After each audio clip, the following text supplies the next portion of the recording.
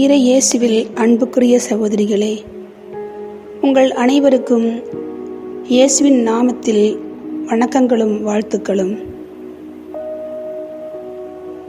ஆண்டின் பொதுக்காலம் 19ஆம் ஞாயிறு. புனித லூகாஸ் எழுதிய நற்செய்தி அதிகாரம் 12, இறை வார்த்தைகள் 32 முதல் 48 முடிய. அவரின் விழிகள் மனிதரின் வழிகள் மேல் உள்ளன. அவர்களின் அடிச்சுவடுகளை அவர் காண்கின்றார். இறைவன் முன் சென்று கணக்கு கொடுக்க எவருக்கும் அவர் நேரம் குறிக்கவில்லை.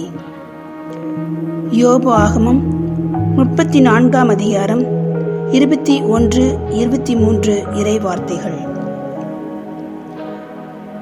இன்றைய இறை வார்த்தைகளின் மைய கருத்து விழிப்பாயிருந்து நம்மை ஆயத்தப்படுத்துவது. இங்கு 2 வகையான விழிப்புகளை நாம் வாழ்வில் சந்திக்கின்றோம். 1, உலக ரீதியான விழிப்பு. 2, ஆன்மீக ரீதியான விழிப்பு. நம் இல்லத்திற்கு விருந்தினர்களோ அதிகாரிகளோ வருவது முன்கூட்டியே தெரிந்திருந்தால், உணவு வகையில், கோப்புக்கள் வகையில், இல்லத்தின் பராமரிப்பில் பலவிதமான ஆயத்தங்களை விழிப்போடும் பொறுப்போடும் செய்கின்றோம்.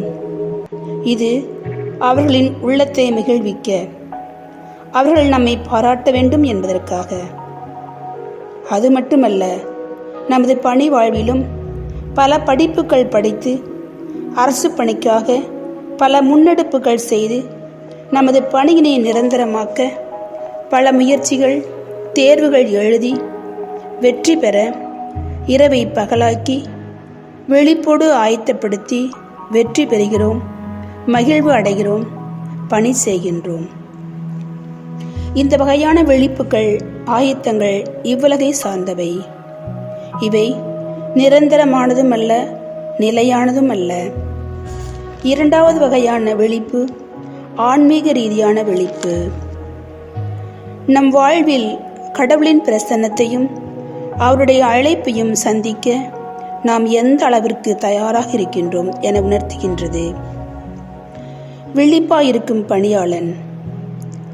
பணியாளர்கள் விழித்திருந்து தலைவருக்காக காத்திருப்பது, இது ஒரு விதமான பயத்துடனோ பதற்றத்துடனோ காத்திருப்பது அல்ல.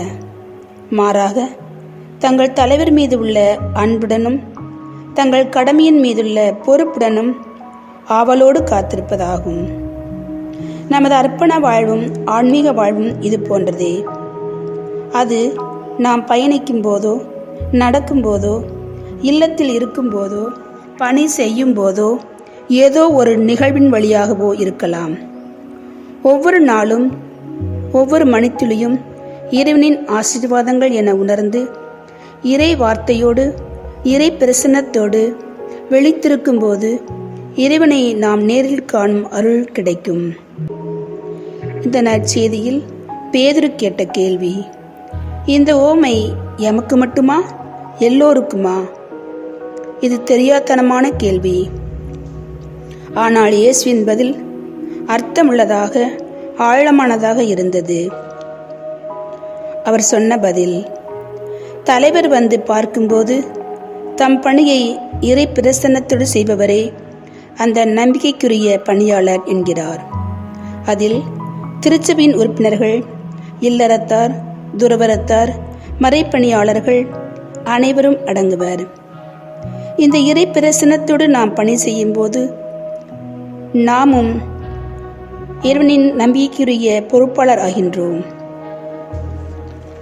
பழைய ஏற்பாட்டில் மோசே 40 பகலும் 40 இரவும் விழித்திருந்து இறை பிரசன்னத்தில் இருந்ததால் அவர் இறைவனின் தரிசனம் பெற்று இஸ்ராயல் மக்களை வழிநடத்தும் அருள் பெற்று மக்களை மீட்பின் பாதையில் வழிநடத்தினார்.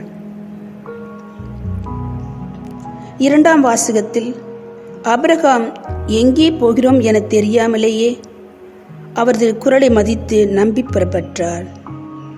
அவரின் புறப்பாடு ஆன்மீகத்தின் வெளிப்பாடாக மாறி வரலாறே வியக்கும் வகையில் முதிர் வயதில் ஈசாக்கின் தந்தையானார். விசுவாசத்தின் தந்தையும் ஆனார்.